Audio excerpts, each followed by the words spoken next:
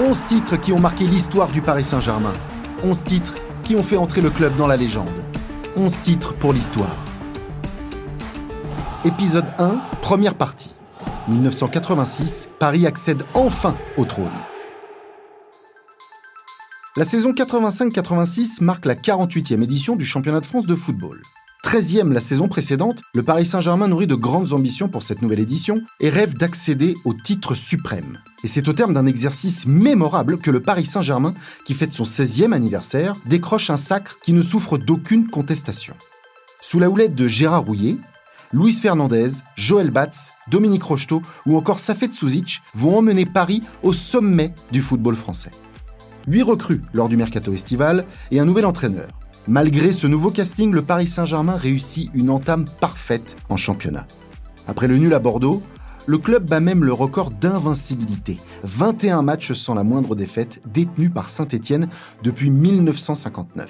Les Parisiens restent invaincus jusqu'au déplacement à Lille, une défaite 2-0 le 22 janvier 1986, soit une série de 26 rencontres sans défaite. L'équipe type qu'on n'attendait pas à pareille fête en cette année 1985-1986. Au Parc, aucun club ne parviendra à s'imposer.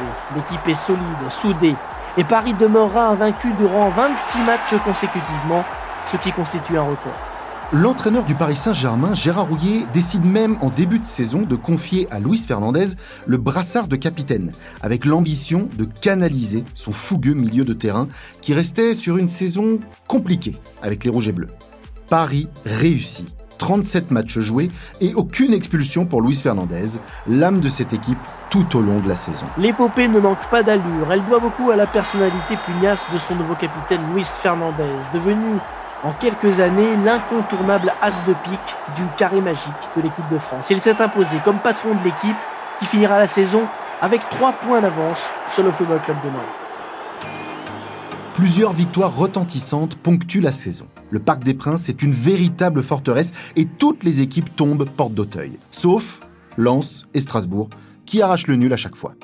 Dominique Rocheteau termine meilleur buteur du club, avec 19 réalisations en 35 matchs, et deuxième meilleur buteur du championnat cette saison-là, derrière Jules Bocandé, l'attaquant du FC Metz. 10 buts pour Safet Souzic, 9 pour Luis Fernandez, ou encore 6 pour Philippe Janol et Robert Jacques.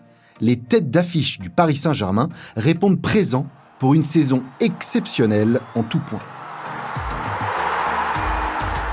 Commençons donc par la fête, avec un F comme football. D'abord, Paris Saint-Germain, c'est officiel, est champion de France. 23 victoires, 10 nuls et seulement 5 revers. Paris termine donc champion de France avec 56 points, puisqu'à l'époque, une victoire vaut 2 points.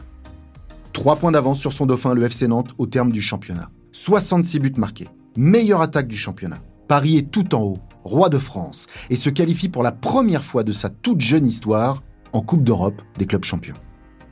Pourtant, cette fin de saison n'est pas de tout repos.